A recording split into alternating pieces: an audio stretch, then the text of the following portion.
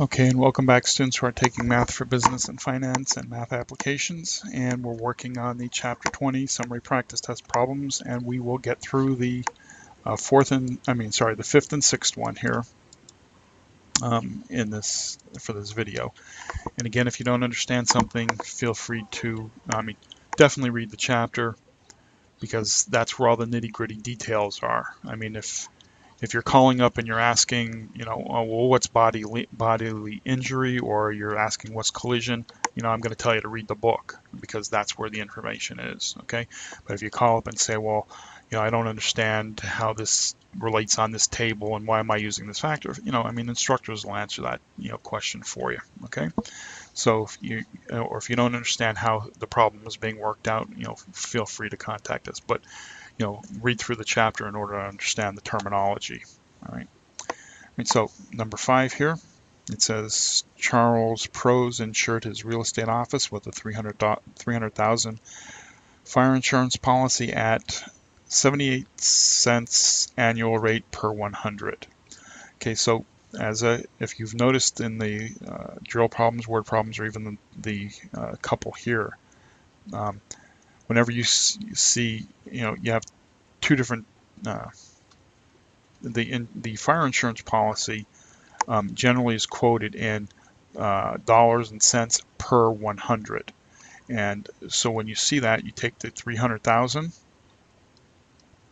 you take whatever the policy is, and then you're dividing that by the $100. Okay, and since that cancels, that ends up being 3,000. And you're multiplying it by the annual rate, which is 0.78, and that's going to give you your premium. So you have 3,000 times 0.78, and that gives you a premium of $2,340. So that's the premium. Right? Now it says 9 months later, the insurance company canceled his policy because Charles failed to correct the fire hazard. So if you watched the last video when we were looking at problem number 4, I had gone over, this problem here was about Lee Collins canceling the insurance policy. And when she did that, she ended up getting a refund of $326. But then I also took it a step further and I said, well, what would happen if the insurance company canceled the policy? And in that case, she was due a refund of $412.50. So problem number 4 is about the policyholder canceling the policy, and then problem number 5 here is about the insurance company canceling the policy. So I'll go through both, but to answer this particular question, it says, what was Charles' cost for the 9-month coverage rounded to the nearest cent? Okay. Remember, when the insurance company cancels, the policyholder only has to pay what they used. Okay, so if the annual premium is $23.40 and they used 9 months of it, okay, so 9 over 12, right, 9 months out of the entire year, because remember this $23.40 is an annual premium. That's why we're dividing by 9 months over 12 months. Okay, we do a little math here, so we can reduce that to 3/4, and then 3 times that is 2340 times 3 is 7020 over 4, and then we divide by 4 and we end up with 1755. So that's the amount that's going to be returned. I'm sorry, that's the amount that was the cost for Charles. Now if we want to know how much he's going to be refunded, we're going to take the 2340 and we're going to subtract the 1755. Okay, and that would be 5 from 3, 8 from 2 is 5. So he'd get a refund of $585. Okay, but that's because the insurance company canceled the policy. Now, if Charles, now I'm going to take the other scenario where Charles, the policyholder, is going to cancel the policy for whatever reason at 9 months. Okay, so what we have to do is we come up to the short rate table and we look at the number of months. The policy time in months is 9, so the percentage is 81.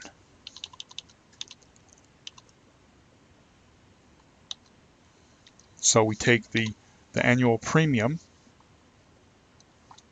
of $23.40 and we multiply it by the 81%. Now that's the amount that has been used. Okay, so $23.40 times 81, and that comes out to $1,895.40. Okay, so that's the amount of the premium that was used during that 9 months.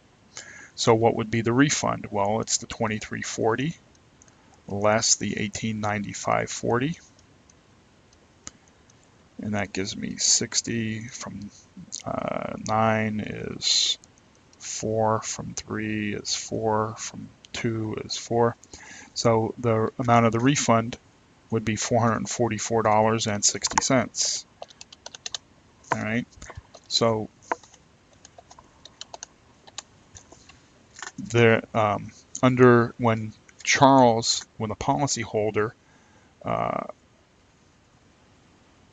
the policyholder cancels, they're going to get less back. And the reason why they get less back is because they're the ones canceling, and the insurance company, for lack of a better word, is going to get that VIG, that premium, due to the policyholder canceling. Whereas if the insurance company, all right, there's a difference between the two. You're looking at about $140 difference here.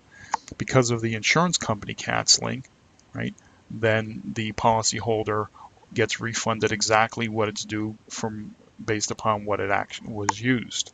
But when the policyholder is the one that's doing the canceling, they have to pay that premium, and that refund is actually going to end up being a little bit lower.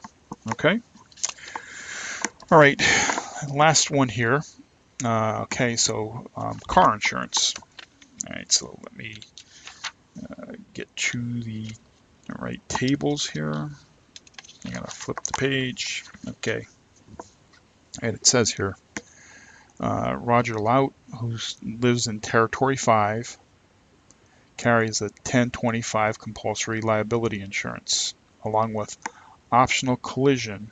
Okay, so the first part of this is what's required, the compulsory liability insurance. Then he has options. He has collision that has a $1,000 deductible. Roger has a $1,000 deductible. Okay, so Roger was at fault in an accident that caused $4,800 damage to the other car and $8,800 to his own car. Also, the courts awarded $19,000 and $9,000 respectively to the, see, I can't spell when I'm typing, to the 2 passengers in the car for personal injuries. How much does the insurance company pay, and what is Roger's share of this responsibility? Okay, so we have 2 sides here. We have the insurance company, and we have Roger over here. Okay, and remember that, let me just take a quick look here. We're looking at word problems 20-25 and 20-27 were also examples of doing the auto insurance. Let's see if there was any, and 20-13 in the drill problems. Okay, so those were additional auto insurance problems. However, they're not exactly alike. So, you don't want, so if you want to see, well, here's one that's slightly different from that one, they're very, very similar here in that they both had compulsory, but they didn't have the same options. Like this one doesn't have the same options as you would in the 20-25 and 20-27. So, go back and, either rework those or watch those videos to get a little bit better idea and, refresher as to what to do with auto insurance. Okay, so let me see here. I got to get that table back because I flipped the page. All right, so we're talking about, let's see, who lives in Territory 5 has 1020. All right, so let's look up at the chart. Okay, and so I don't need, that's not the chart I need. Sorry. Okay, so we're talking about, all right, first of all, for bodily injury, there's 10,000 for the first person and 10,000 for the second person. Okay, so the court awarded 19,000 for the first person, so the insurance company is going to pay the 10,000 for the first person, and that means Roger has to pay the $9,000, the remaining 9,000 for that first person there. Okay, now for the second person, the court awarded 9,000. Well, that still falls within that $10,000 under the insurance policy. So the insurance company is going to pay the 9,000, and Roger is not going to owe anything for that. All right. Now for the property damage. Okay, so the car had. All right. So let's see here. This here is bodily injury. Right. Now, so for the property damage. Roger was at fault in the accident for $4,800 to the other car. Well, the insurance covers $5,000. That's what the 5 is there for. So the insurance company is going to cover the full $4,800, and the only thing Roger's going to have to pay is a one. Oh, sorry, nope, it doesn't have to cover anything. Okay, for that. Now, Roger also has, he has $8,800 damage to his own car. Okay, and it says he has optional collision that has a $1,000 deductible.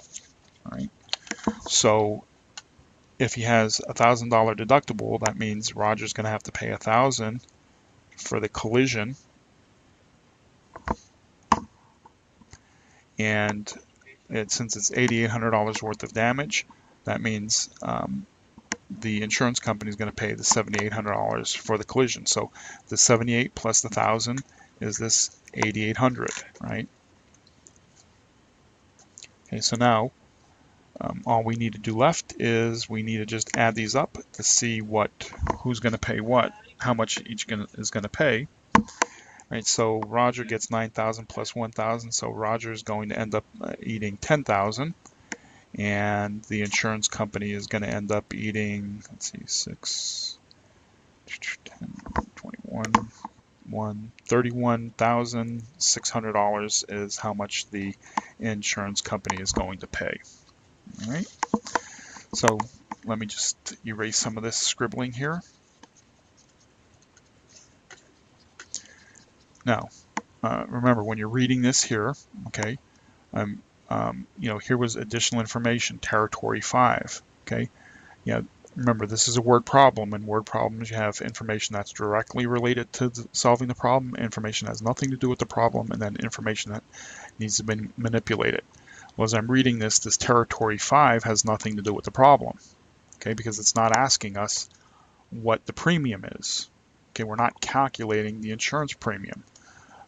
We're calculating how much the insurance company is going to pay and how much Roger's going to pay. So even though it says this Territory 5, that doesn't come into play here.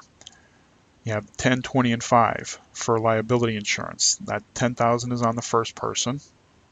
That's up to 10,000 for the first person, an additional 10,000 for the second person, and then 5,000 for property damage. Okay. So when we look at that, okay, and then we have this optional collision. Okay, we'll get to the collision in a bit. So when we look at that, the court awarded 19,000.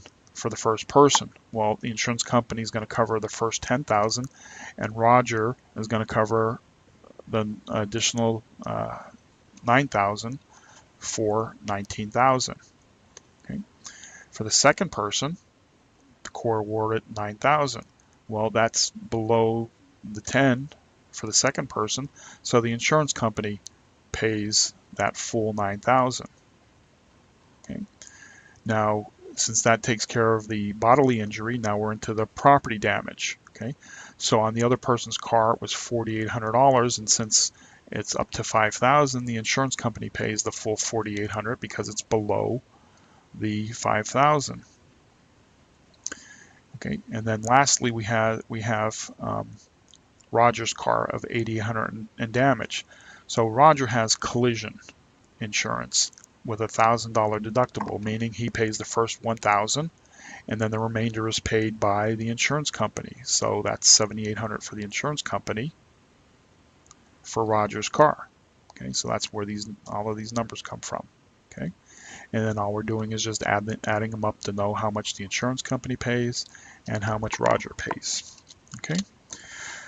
All right, so that's it for the summary practice test, and that's it for this chapter. And again, you know, especially when it comes time for the proctor exam, you know, you're not going to memorize all of this. You know, you're going to take the book. You need to understand the process, and you need to understand the terminology.